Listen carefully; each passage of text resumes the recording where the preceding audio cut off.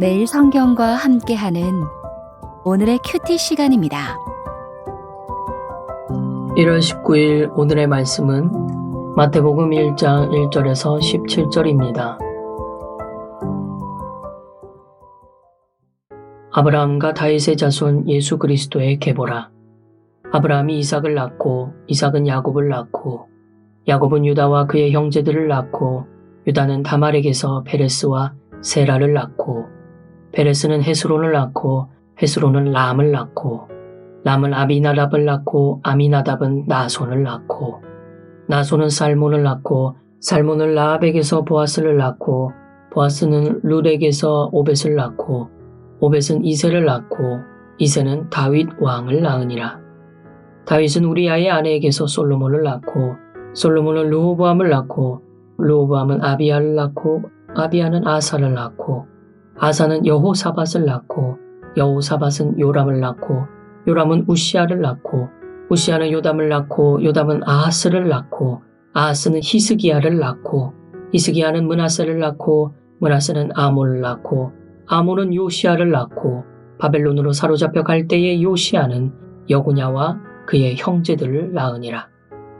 바벨론으로 사로잡혀 간 후에 여고냐는 스알디엘을 낳고 스알디엘은 수룹바벨을 낳고 수룹바벨은 아비훗을 낳고 아비훗은 엘리야김을 낳고 엘리야김은 아소르를 낳고 아소르는 사독을 낳고 사독은 아킴을 낳고 아킴은 엘리훗을 낳고 엘리훗은 엘르아사를 낳고 엘르아사는 맏단을 낳고 맏단은 야곱을 낳고 야곱은 마리아의 남편 요셉을 낳았으니 마리아에게서 그리스도라 칭하는 예수가 나시니라.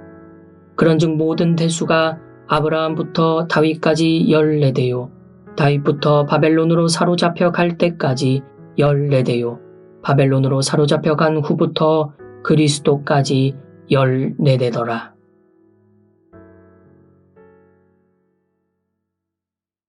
주님께서 주신 소중하고 복된 날입니다.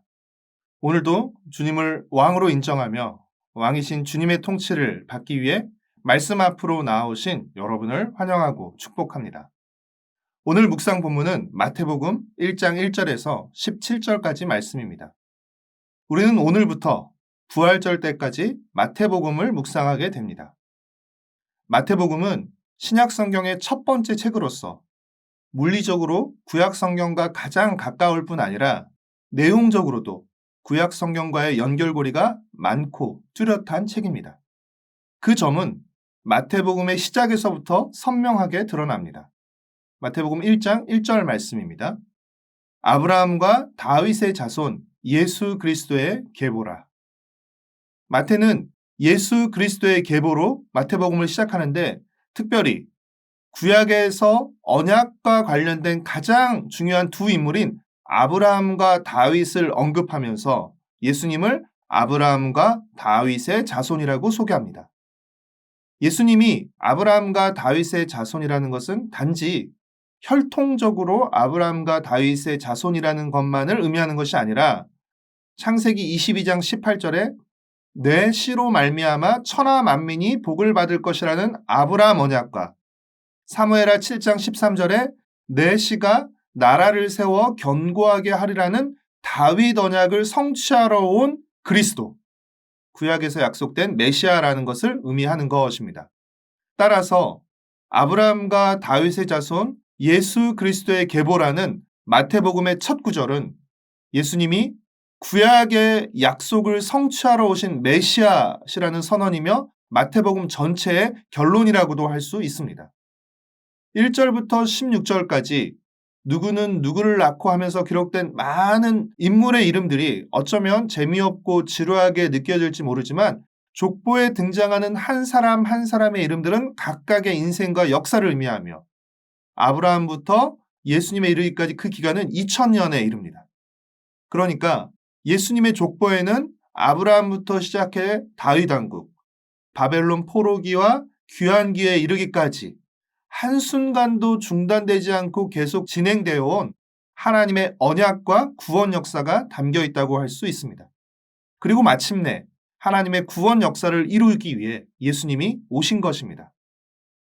보통 유대인의 족보에는 여인들이 나오지 않았던 것에 비해 이례적으로 예수님의 족보에는 모두 5명의 여인이 등장합니다. 4명은 구약의 여인들이고 나머지 1명은 예수님의 어머니 마리아입니다. 4명의 구약의 여인들은 다말, 라합, 룻, 그리고 우리아의 아내 밧세바로서 이들은 모두 이방인이었으며 정상적인 결혼 관계에 있지 않았습니다. 예수님의 족보에 이방 여인들이 포함되어 있다는 것은 예수님이 유대 혈통으로 오셨지만 유대인과 이방인 모두를 위한 메시아로 오셨다는 것을 우리에게 보여줍니다.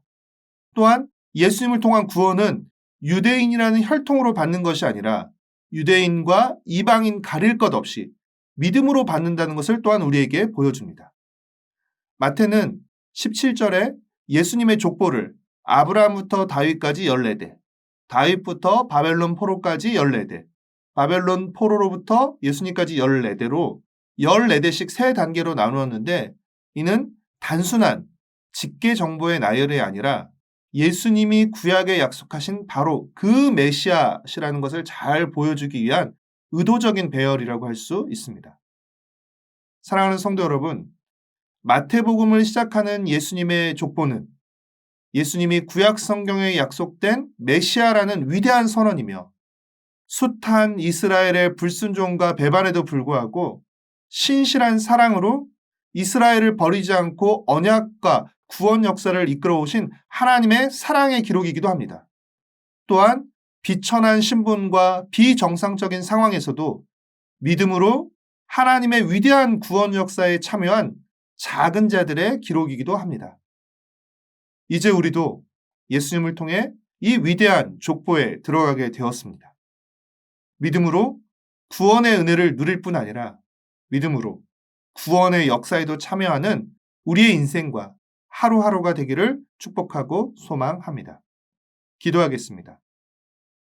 사랑하는 주님, 아브라함과 다윗을 통해 메시아를 약속하시고 약속대로 예수님을 보내주셔서 감사합니다.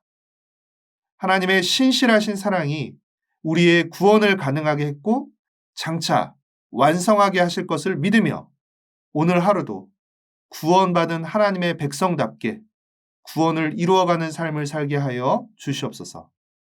예수님의 이름으로 기도합니다. 아멘.